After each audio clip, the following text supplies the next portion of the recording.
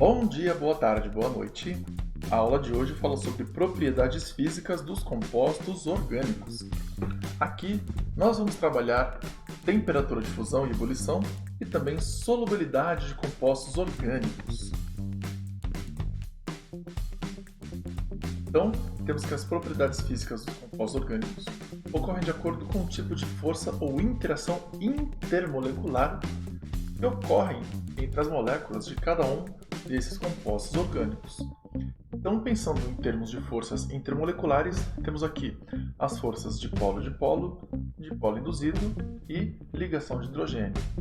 São essas as ligações que ocorrem em moléculas com ligação covalente, que são as moléculas que nós estudamos em química orgânica, já que são moléculas em que há apenas ametais ligados entre si. Começando aqui pelo tipo de ligação de polo, falemos antes sobre momento de dipolo ou momento dipolar. Ocorrem ligações covalentes quando há diferença de eletronegatividade entre os elementos da ligação. Para quem não lembra, eletronegatividade era aquela propriedade em que um elemento tem maior capacidade de reter elétrons de um outro elemento, elétrons de uma ligação química. E esse momento dipolar é um vetor que aponta do polo positivo para o polo negativo, ou em outras palavras, é um vetor que mostra o sentido de movimentação dos elétrons, mostra para onde vão os elétrons daquela ligação química. Geralmente é representado por uma seta. O seu símbolo é Mi e nós podemos representá-lo aqui. Por exemplo, nessa ligação entre o hidrogênio e o cloro tem maior eletronegatividade do que o hidrogênio. Então, este par de elétrons que é compartilhado, ele não é igualmente compartilhado. Eles passam mais tempo no cloro do que no hidrogênio. Então, nós podemos representar esta ligação com traço, como já costumamos fazer em química orgânica, e aí podemos representar esta tendência de movimentação dos elétrons através desta seta aqui. Observe que esta ligação química tem os elétrons tendendo a permanecer mais tempo no cloro. Então, isso a gente também consegue observar pelo tamanho dessas esferas aqui, que representam as nuvens eletrônicas ao redor de cada elemento. Observe também que aqui aparece esse símbolo, que é a letra delta minúscula, que representa a carga parcial. Então aqui o cloro adquire uma carga parcial negativa e o hidrogênio uma carga parcial positiva, quase como se fosse uma ligação iônica. Então aqui na água, por exemplo, nós também temos estes pares compartilhados. Estes pares também não são igualmente compartilhados. Os elétrons dessas ligações tendem a ir para o oxigênio, que é mais eletronegativo. Representando essas ligações com setas, podemos fazer então deste jeito aqui. Então aqui nós temos a representação dos elétrons de cada elemento. Observe que para o oxigênio essa esfera ela é maior, porque isso mostra uma maior concentração de densidade eletrônica ao redor deste elemento, já que ele possui maior eletronegatividade. Então aqui nós temos dois hidrogênios, cargas parciais positivas, e temos aqui os dois momentos de dipolo, então acima das ligações químicas, apontando ambos para o oxigênio. Assim, aqui temos também o momento de vetor, momento de dipolo apontando para o cloro, e aqui o oxigênio adquiriria carga parcial negativa. Aqui nós temos uma tabela em que mostra as polaridades em função das geometrias de cada molécula. Então, por exemplo, o HCl, que é uma molécula linear, é uma molécula polar. Olha ele aqui. O Cl2, que também é uma molécula linear, contudo, é uma molécula apolar. Por quê? Um cloro ligado a outro cloro, não há diferença de eletronegatividade aqui, então nesse caso os elétrons estão, teoricamente ao menos, igualmente compartilhados. Aqui no caso do CO2, onde também temos uma molécula linear, também temos uma molécula que é apolar, que os vetores momento de dipolo apontam para os lados opostos e ao somá-los, eles se anulam. No HCN, Temos também uma molécula linear, contudo ela é polar. Aqui, um dos vetores de momento de dipolo aponta para o carbono, o outro aponta para o nitrogênio. Ao somá-los, esses vetores não se anulam. Então, essa molécula é polar. Então, basta repararmos aqui que algumas moléculas são polares e outras não. Então, moléculas lineares como o Cl2 e o CO2 são polares, o BF3 e o metano são moléculas apolares. Nesse caso aqui, o que interessa são moléculas parecidas com o metano. Metano, que é um hidrocarboneto, tem essa geometria tetraédrica e por isso é apolar. Então imagine você que cada ligação química que ocorre aqui para o metano, há aqueles vetores momento de dipolo. Ao somarmos todos estes vetores, eles acabam se anulando, o que dá um momento resultante igual a zero, resulta então em uma molécula apolar. E saber a polaridade dessas moléculas é muito importante para saber qual tipo de interação ocorre entre elas. Então aqui, começando pelas forças do tipo dipolo-dipolo, temos aqui um tipo de interação entre moléculas polares. Então, é um tipo de interação que ocorre entre os dipolos de duas moléculas diferentes. E é semelhante à interação que existe entre, como nós vemos no desenho aqui embaixo. Então aqui nós temos várias moléculas de HCl, todas elas com dipolos, polo positivo, polo negativo, polo positivo, polo negativo. Então o polo negativo de uma é atraído pelo polo positivo de outra, deste jeito aqui. Então elas acabam se alinhando como se fossem ímãs ao se atraírem também. Então observe que aqui estes pontilhados são as ligações dipolo-dipolo. Esta ligação aqui, representada pela seta vermelha, representada pelo momento de dipolo, esta ligação aqui é uma ligação intramolecular. É uma ligação covalente, onde há compartilhamento de elétrons. Estas ligações pontilhadas são forças intermoleculares, entre moléculas. E aqui é uma interação do tipo dipolo-dipolo, que só ocorre entre moléculas polares. Para o dipolo induzido, temos que é o tipo de interação que ocorre entre moléculas apolares. Então aqui, por exemplo, a molécula de Cl2, não há uma tendência clara de movimentação dos elétrons. Os elétrons são igualmente compartilhados. Então, a tendência é que as moléculas de elementos, ou melhor, de moléculas, as moléculas apolares, acabem se repelindo, como está escrito aqui. Então, por algum motivo aleatório, pode ser que por uma fração muito pequena de segundo, um destes átomos tenha uma densidade eletrônica maior que a do outro, ou seja, pode ser que por uma fração de segundos, um destes elementos aqui da ligação tenha um pouco mais de elétrons do que o outro, que é o que está escrito aqui. Então, o que acontece? Aqui nós criamos um dipolo parcial, um dipolo instantâneo. Um dipolo instantâneo de uma das moléculas acaba induzindo o dipolo na outra molécula. Então, observe que essa molécula aqui à esquerda tem, a princípio, um dipolo negativo aqui, um dipolo positivo, um dipolo instantâneo. Ele ocorre por uma fração muito pequena de segundos. Este dipolo aqui acaba induzindo um outro dipolo nesta molécula aqui. Então, é o que nós vemos aqui abaixo. Esta molécula, que estava inicialmente neutra, acaba adquirindo também dipolos. Então, os dipolos desta molécula foram induzidos por esta molécula vizinha. Esta carga parcial positiva acaba atraindo elétrons para este lado aqui esquerdo da molécula. Então agora ambas possuem dipolos. Só que esses dipolos, como foi comentado, eles são instantâneos, eles ocorrem em frações muito pequenas de segundos. Pode ser inclusive que um segundo depois estes dipolos possam inclusive ser trocados, como o que acontece aqui. Então, este átomo que antes era negativo, agora é positivo. Então, pode haver inversão dos polos, o que torna essa interação muito fraca. e é uma interação que é mais fraca do que a interação do tipo de polo.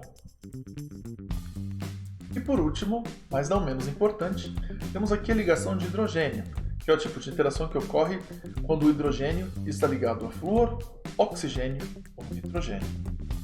Então, por que isso acontece? Temos aqui a fila de eletronegatividade para os ametais. Então, o flúor é o elemento mais eletronegativo dos ametais e o hidrogênio o menos eletronegativo. Bom, o que acontece aqui? Flúor, oxigênio e nitrogênio são os 3 elementos de maior eletronegatividade da tabela periódica, enquanto que o hidrogênio é o ametal com a menor eletronegatividade, ou seja, quando um desses 3 está ligado ao hidrogênio, significa que o hidrogênio acaba ficando muito eletrodeficiente. Ele acaba ficando muito carente de elétrons, já que estes 3 elementos conseguem reter elétrons com bastante facilidade. Então, olha o que acontece aqui, por exemplo, na molécula de água. Então, nós temos aqui os dipolos negativos, positivos, e aqui estas linhas pontilhadas que aparecem entre as moléculas de água são as interações do tipo ligação de hidrogênio. E o que acontece aqui? Este hidrogênio, que tem pouca densidade eletrônica, porque o oxigênio está roubando elétrons dele, este hidrogênio ele tenta roubar elétrons do oxigênio da molécula vizinha.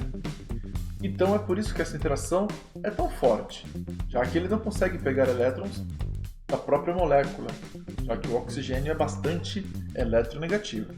A ideia é mais ou menos essa, é isso que torna essa interação tão forte. Então, forte interação entre as moléculas de água, e aí aparece aqui também esse tipo de interação entre as moléculas de HF, né? Observe os pontilhados aqui, e aparecem também entre as moléculas de amônia. Então, vejam só, estes vários pontilhados entre as moléculas de amônia. Esse tipo de interação é a interação que aparece também entre as duplas fitas de DNA. Cada um desses riscos aqui representam ligações de hidrogênio. Como nós podemos ver, bem aqui. Então, olha só, a adenina e a timina ligando-se por meio de 2 ligações de hidrogênio. O hidrogênio de uma molécula interagindo com o oxigênio da outra. Nesse caso aqui, o nitrogênio de uma molécula interagindo com o hidrogênio da outra. Adenina e timina fazem 2 ligações de hidrogênio, enquanto que a guanina e a citosina fazem 3, como observamos aqui. Estas interações são os riscos que nós fazemos aqui entre as duplas fitas de DNA, certo? Aí, elencando esses 3 tipos de ligação, qual seria a mais forte? Dipolo-dipolo, ligação de hidrogênio ou dipolo induzido? Bom, elencando em uma ordem crescente de energia, nós temos que o dipolo induzido seria o tipo de interação intermolecular mais fraca, já que ocorre entre moléculas apolares que tendem a se repelir entre si, enquanto que as ligações de hidrogênio ocorrem entre moléculas cujo o caráter beira o iônico. Então aqui nós temos que o aumento da força intermolecular está nesse sentido. O polo induzido é mais fraco, polo-dipolo é médio, ligação de hidrogênio é uma ligação forte. E por que nós estamos revendo isso? Porque as propriedades das moléculas estão também atreladas às forças intermoleculares, como nós vamos ver daqui a pouco. Então, a temperatura de ebulição, por exemplo, ela pode variar de acordo com o tipo de força intermolecular, com a superfície de contato ou com a massa molar da molécula. Então, pensando em termos de força intermoleculares, como é que varia o ponto de ebulição de substâncias orgânicas? Por exemplo, temos aqui o tolueno, o benzaldeído e o fenol. Será que tem a maior temperatura de ebulição? Uma pista pode ser saber o tipo de interação que existe entre as moléculas desses elementos. E essas interações também estão atreladas à polaridade dessas moléculas. Aqui temos os pontos de ebulição de cada uma delas. Observe que o tolueno possui o menor ponto de ebulição, enquanto que o fenol possui o maior. Então nós temos aqui a massa molar dessas substâncias, que é relativamente próxima entre si.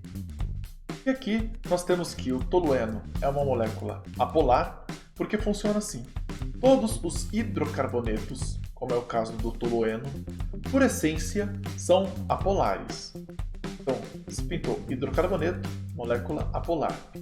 No caso do benzaldeído, este oxigênio confere alguma polaridade à molécula, assim como no fenol. A presença deste OH também confere polaridade a esta molécula. Dito isso, o tipo de interação que ocorre entre as moléculas de cada uma dessas substâncias é, então, o tipo de interação ou de força intermolecular entre as moléculas de tolueno é o tipo de força de polo induzido, ou forças de dispersão. No caso do benzaldeído, é o tipo de dipolo-dipolo, e entre as moléculas de fenol é o tipo de ligação de hidrogênio, já que o hidrogênio está ligado ao oxigênio. Muito bom. Então, por isso, já que o fenol possui a força intermolecular mais forte, ele possui a maior temperatura de ebulição, ele possui o maior ponto de ebulição, enquanto que o tolueno, que tem o tipo de interação intermolecular mais fraco, possui também o menor ponto de ebulição. No caso da superfície de contato, o que é que acontece? Então, vamos tomar como exemplo aqui moléculas que tenham 6 átomos de carbono, como acontece aqui. Então, cada uma dessas moléculas possui 6 carbonos e 14 hidrogênios. Então, todos são hidrocarbonetos, todos são apolares. Então, aqui nós eliminamos aquele efeito do tipo de força intermolecular. Entre todas essas moléculas é igual. Aqui, todos têm a mesma massa molar, já que todos têm a mesma fórmula molecular. Todos eles têm 6 carbonos e 14 hidrogênios. Não acredita em mim? Pois bem, convido você a pausar este vídeo e contar cada um deles. Tudo bem? Bom, então aqui nós temos a molécula do hexano, do 3-metilpentano, 2-metilpentano, 2,3 dimetilbutano, temos aqui 2 radicais, e aqui temos também 2 radicais do mesmo carbono, 2,2 dimetilbutano. Como variam as temperaturas de ebulição dessas substâncias? Do hexano é 68, do 3-metilpentano é 63, 2-metilpentano é 60, do 2,3 dimetilbutano é 58 e do 2,2 dimetilbutano é 50. Então, o que é que nós observamos aqui? Da esquerda para a direita, o ponto de ebulição está caindo, ou ele está aumentando, da direita para a esquerda. O que está acontecendo aqui da direita para a esquerda? O que este elemento tem que este não tem, ou o contrário, não é? Aqui nós temos que este elemento, ou melhor, que esta substância, é a substância menos ramificada. Nesse caso aqui, não há nenhuma ramificação na cadeia carbônica, enquanto que este aqui seria um dos mais ramificados. É como se ele se assemelhasse um pouquinho mais a uma esfera. Bom, e funciona assim. Quando nós temos cadeias abertas sem ramificação, então aqui nós podemos compactar melhor estas moléculas entre si. A superfície de contato entre elas aumenta. Mas de forma mais prática a gente pode gravar dessa maneira. Quanto mais ramificada for a cadeia, menor será a sua temperatura de ebulição. Quanto mais ramificada for a cadeia, menor será a sua temperatura de ebulição. É o que nós vemos aqui, com os 2 radicais e a temperatura de ebulição é 50 graus, enquanto que aqui não há nenhum radical orgânico, a temperatura de ebulição é 68,7. Beleza? Quanto à massa molar, o que é que nós observamos aqui? Vamos ver.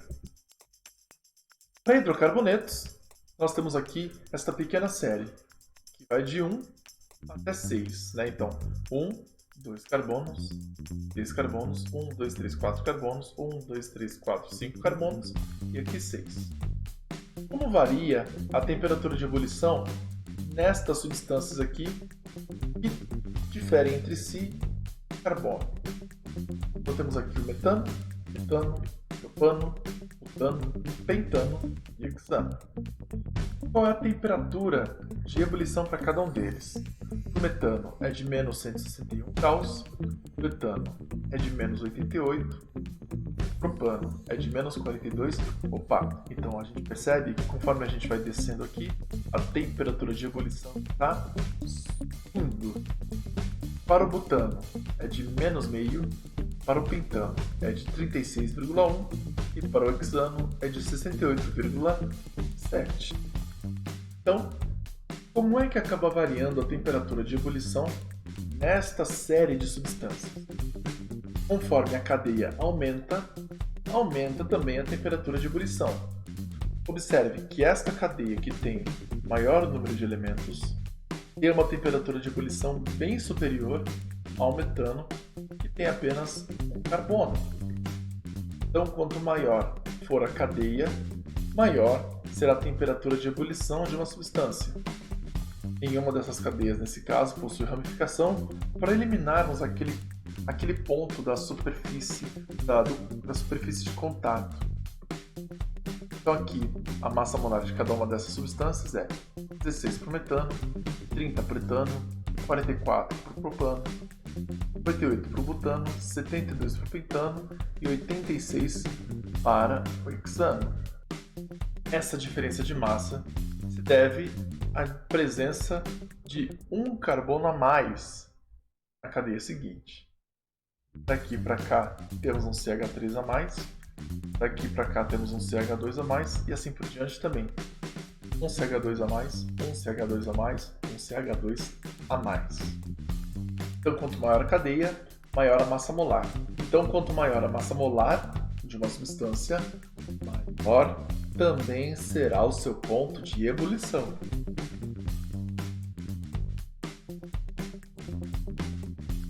Tomando como exemplo os álcoois, temos aqui esta série de álcoois, que também vai de 1 até 6 carbonos. Então nós temos o metanol, etanol, propan, 1-ol, butan, 1-ol, pentan, 1-ol e o hexan, 1-ol. Todos estes são álcoois. E aqui percebemos que o aumento da temperatura de ebulição também acompanha essa tendência. Quanto maior for a cadeia de um álcool, maior será a temperatura de fusão e de ebulição desse álcool. No caso de aldeídos, temos essa série aqui, com metanal, etanal, propanal, butanal, pentanal e hexanal. Nesta série aqui, o aumento da cadeia carbônica também provocará o aumento da temperatura de ebulição. Pensando em termos de temperatura de fusão, nós podemos perceber que também varia de acordo com o tipo de força intermolecular, com a superfície de contato e com a massa molar. Tudo até tem um fator a mais, que seria o arranjo molecular no estado sólido. A gente não vai ficar trabalhando muito esse último aspecto, a gente só vai dar uma leve mencionada em um dos pontos aqui. Então, para a temperatura de fusão, o que a gente tem? É a mesma tendência comparado ao ponto de fusão, ou ponto de ebulição, ou seja, quanto maior a força intermolecular, maior o ponto de fusão, e de ebulição também. Então aqui, voltando ao tolueno, benzaldeído, fenol, o que é que nós temos aqui? Nós temos então estas temperaturas de fusão. Antes tínhamos visto as temperaturas de ebulição. Então, observe que aqui, da mesma maneira, quanto maior a força intermolecular entre as moléculas de um mesmo composto, maior será o seu ponto de fusão. Aqui nós observamos estas polaridades e nós temos estes tipos de interação intermolecular. Como o fenol tem o tipo de interação mais forte, o ponto de fusão é o maior. Como o tolueno tem o tipo de interação mais fraco, ele vai apresentar o menor ponto de fusão. Então, da esquerda para a direita, nós observamos o aumento da força intermolecular. Tudo bem? Então, ainda para a temperatura de fusão ou ponto de fusão, temos aqui, quanto maior a cadeia, maior o ponto de fusão também, assim como nós vimos no ponto de ebulição. Então aqui, para o metano, etano, propano, butano, pentano, butano, né? Essa sequência aqui de carbonetos, o que a gente observa? Temos estes pontos de fusão aqui. Então, no começo, a gente observa até uma tendência um pouco anômala, né? Esta temperatura aqui e esta temperatura aqui é ligeiramente menor do que essa, mas, como regra geral, o que a gente observa é que quando a gente vai aumentando a cadeia, os pontos de fusão tendem a aumentar, eles ficam mais próximos de zero. Tudo bem? Então a gente observa o aumento da temperatura de ebulição com o aumento da cadeia carbônica. E aqui nós observamos também o aumento da massa molar dessas cadeias, ou seja, quanto maior a cadeia ou quanto maior a massa molar desse elemento, né, dessa substância, maior vai ser o seu ponto de fusão. Certo? Agora, quanto ao arranjo molecular para o ponto de fusão, aqui nós temos algumas moléculas cíclicas. Então aqui nós temos os ciclanos, como o ciclopropano, que tem ponto de fusão menos 7 graus Celsius, o ciclobutano, que tem menos 50, ou seja, daqui para cá já aumentou um pouquinho, não é? Agora, do ciclobutano para o ciclopentano, olha só a temperatura. Aí volta a cair, menos 93 graus Celsius. Quando a gente vai para o ciclohexano, aí já aumenta bastante de novo, mais 6,6. E quando a gente vai para o cicloheptano, menos 12. O que a gente consegue observar aqui é, se a gente fosse seguir a tendência natural, conforme a gente vai aumentando o número de carbonos, a temperatura de fusão deveria aumentar. Mas o que acontece aqui? O ciclobutano, que tem menos carbonos que o ciclopentano, acaba tendo uma temperatura de fusão maior. O ciclohexano, que tem menos carbonos do que o cicloheptano, também tem uma temperatura de fusão maior. O que está acontecendo aqui? Para essas cadeias de números pares, as temperaturas de fusão acabam sendo maiores. Nas temperaturas de ebulição, a gente observa aquela tendência que já é esperado, né? Conforme aumenta o número de carbonos, os pontos de ebulição vão aumentando. Agora, para o ponto de fusão, isso muda um pouquinho. Por quê? Porque essas moléculas pares têm uma melhor acomodação no estado sólido. Então, os hidrocarbonetos cíclicos com números pares tendem a ter maior temperatura de fusão devido ao seu arranjo no estado sólido. Então, isso acaba dificultando um pouco a passagem do estado sólido para o estado líquido para as moléculas que tenham números pares carbonos. Quanto à solubilidade, aqui vale a regra do semelhante dissolve semelhante. Essa tabela aqui considera a solubilidade de alguns compostos em água. Então observe aqui que o metano ele tem uma solubilidade bem baixa em água, só de 2,3 miligramas para água, geralmente a cada 100 gramas. Aqui no clorometano, por se tratar de uma substância polar, já que tem cloro aqui, essa solubilidade já aumenta um pouquinho. No caso do metanol, olha só, miscibilidade infinita. Então, metanol e água são miscíveis em quaisquer proporções. A gente observa que alguns aqui são menores, outros aumentam bastante, outros já são infinitos. Então, o que define essa solubilidade dessas substâncias? A sua polaridade, né? Uma substância polar será mais solúvel em outra substância polar. E a gente tem que lembrar que a água é uma substância polar. Ou seja, essas substâncias que têm maior solubilidade serão as substâncias polares. Então o metano é apolar, o clorometano é polar, metanol polar, etano apolar, cloroetano polar, etanol polar, propano apolar, propanol e butanol, ambos polares também.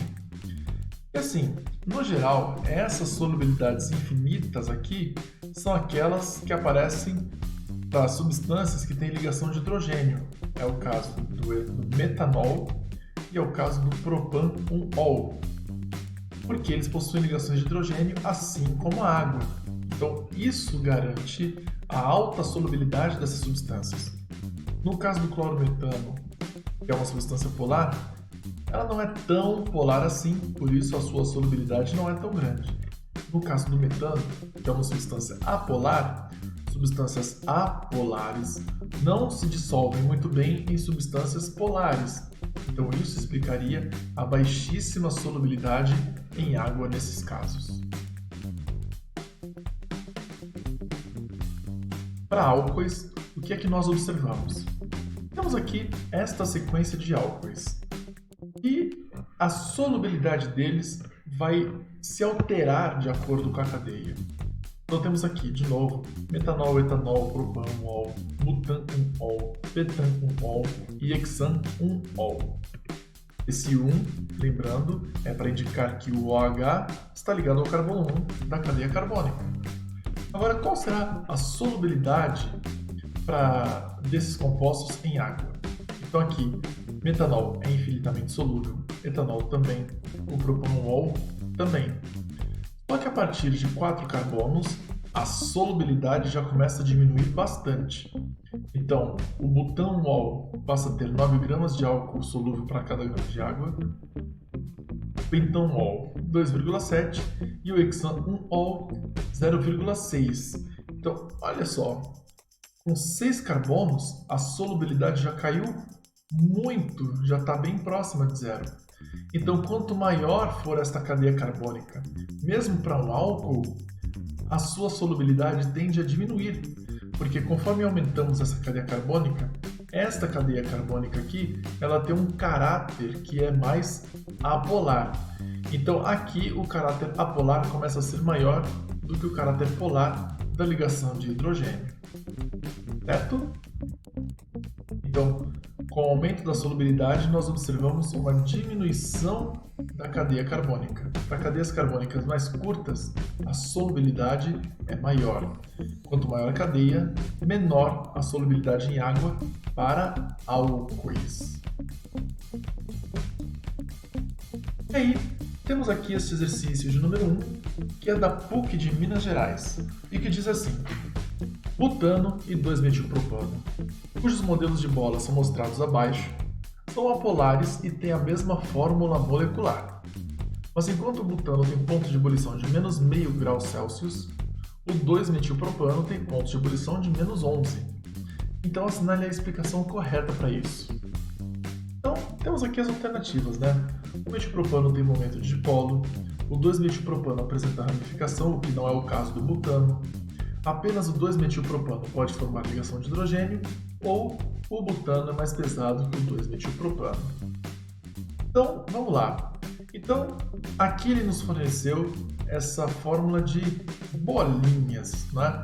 Modelo de bolinhas. Se nós fôssemos reescrever esses modelos colocando carbonos e hidrogênios, teríamos estas moléculas aqui. Então, temos aqui à esquerda o butano e à direita o 2-metilpropano. Observe que ambas moléculas possuem o mesmo número de carbonos e de hidrogênios também. Eles possuem 4 carbonos e 10 hidrogênios. Sendo assim, não dá para falar que o butano é mais pesado que o 2-metilpropano. Sendo que essa definição de pesado, se for considerar apenas a massa molar, então aqui a massa molar vai ser igual para os dois. Agora, quanto mais pesado, se pensarmos em termos de densidade, aí não temos como saber porque o problema não forneceu mais nenhuma informação sobre isso. Então a gente vai partir do pressuposto de que quando ele fala que o butano é mais pesado que o 2-metilpropano, ele se refere à massa molar, que para ambos é a mesma. Então aqui fala que o 2-metilpropano tem um momento de dipolo. Não. Ambos são hidrocarbonetos. E hidrocarbonetos não apresentam momento de dipolo, são moléculas apolares. Então, a alternativa A está errada, assim como a alternativa B. B. Aqui diz: o 2-metilpropano apresenta ramificação, o que não é o caso do butano. Ora, o que foi que a gente viu alguns slides atrás? Vimos que aqui realmente o 2-metilpropano possui uma ramificação, que é um radical metil, e nós vimos lá atrás que quanto mais ramificada for a cadeia, menor será a sua temperatura de ebulição. Então, como o 2-metilpropano possui esta ramificação de metil, a temperatura de ebulição dele acaba sendo inferior comparada do butano. Por isso, o menos 11,7. Então, essa explicação é plausível. Aqui no C, o 2-metilpropano pode formar ligação de hidrogênio. Não, porque o hidrogênio só há formação de ligação de hidrogênio quando o hidrogênio está ligado ao oxigênio, flúor ou nitrogênio. Então, por isso que aqui a alternativa correta é a alternativa B, B de Brasil. B de beleza. Para o exercício 2 da Estadual de Maringá, lá no Paraná, a gente tem esse exercício aqui. Então, pode-se verificar a existência de pontes de hidrogênio ou ligação de hidrogênio entre duas moléculas de. Então, essa questão já é um pouco antiga, né? Porque fala em ponte de hidrogênio, não se fala mais em ponte, mas sim em ligação de hidrogênio, né? Então, dessas moléculas aqui, qual delas vai formar ligação de hidrogênio? Então, o que é que nós temos aqui? Nós temos um hidrocarboneto, temos aqui um éter, porque temos o oxigênio como heteroátomo, né? Ele está entre dois carbonos. Temos aqui um álcool, porque temos OH ligado ao carbono saturado. Temos aqui um aldeído, aqui não dá para ver, mas temos um C-OH. E aqui, por último, temos novamente um hidrocarboneto, mais precisamente o benzeno. Então aqui nós temos estas estruturas para estas substâncias aqui, né? O C2H6, nós temos aqui o etano. Aqui para o CH3CHO, temos aqui o etanal. Aqui nós temos o benzeno, aqui o etanol e aqui o éter dimetílico, ou ainda metoximetano. Bom, o que é que nós observamos aqui? Temos que esta molécula de hidrocarboneto é apolar, todos os hidrocarbonetos são apolares. Éter é polar, mas ele é levemente polar. Álcool é polar, aldeído é polar e aqui o benzeno também é apolar. Então, para a ligação de hidrogênio, só vai ocorrer em moléculas polares. Já eliminaríamos a alternativa A e a alternativa E. Qual que é o ponto crucial aqui? A ligação de hidrogênio ocorre aqui porque nós temos hidrogênio ligado ao flúor, ou oxigênio, ou nitrogênio. Nesse caso, hidrogênio ligado a oxigênio. Hidrogênio ligado a oxigênio, que é um átomo bem eletronegativo e por isso a formação de praticamente íons. Então aqui a gente observa, por exemplo, no caso da molécula de HF, as ligações de hidrogênio, que são esses pontos, essas ligações pontilhadas. Não confundir com a ligação molecular do HF. Esta ligação aqui, ou esta aqui, que é a mesma, é um tipo de ligação covalente. Então, esta não é a ligação de hidrogênio. A ligação de hidrogênio é a linha pontilhada, é a linha que liga duas moléculas diferentes. Aqui, no caso, o HF. Então, aqui nós temos como correta a alternativa C, porque apenas aqui nós temos ligação de hidrogênio, já que o hidrogênio está ligado ao oxigênio. A alternativa C de Chile, um dos únicos países na América do Sul que não fazem divisa com o Brasil. Alternativa C de Chile. Aqui, para o exercício 3, um exercício bastante interessante, ele diz assim: considere as seguintes substâncias. Temos aqui CH3, CH2, 3. Esse 3 aqui indica que esta estruturinha se repete mais 3 vezes. CH3, aqui temos CH3, CH2, 3, CH2OH, temos um álcool aqui. Aqui nós temos CH3, CH2, CH3, temos um hidrocarboneto. Aqui temos o etoxipropano.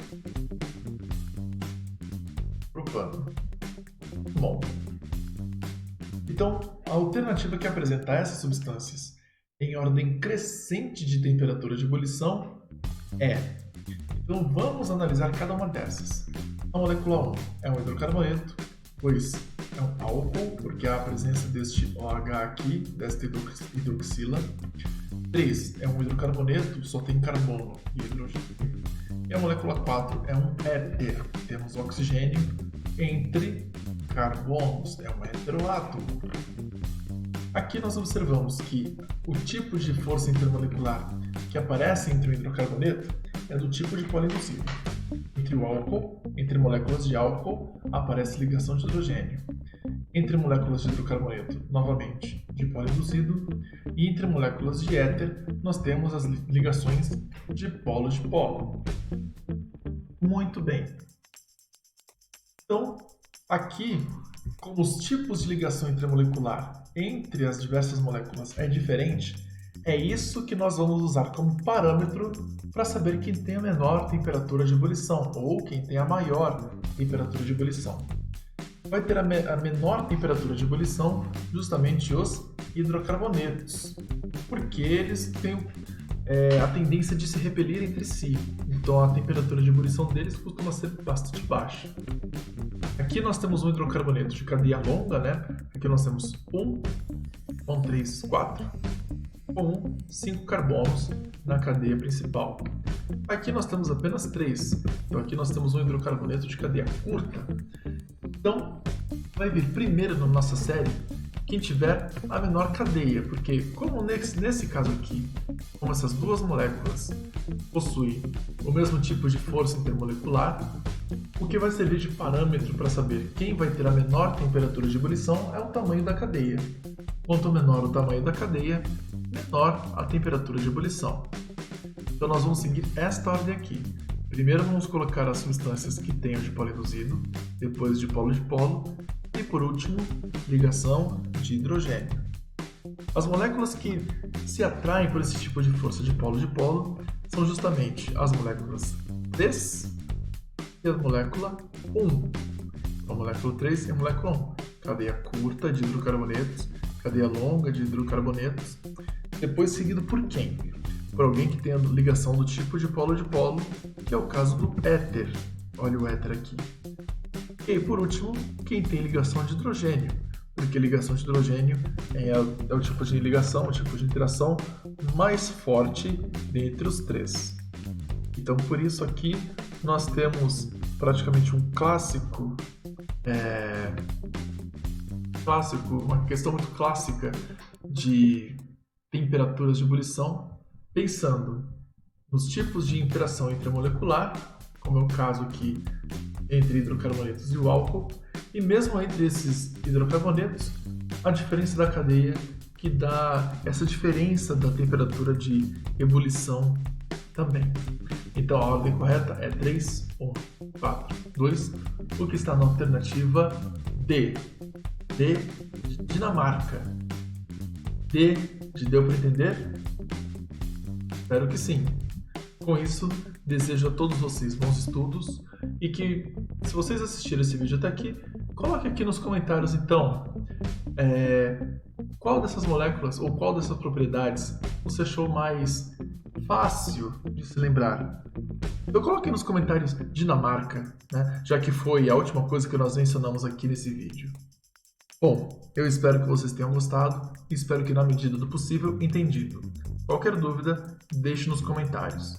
Um grande beijo, um abraço e até mais!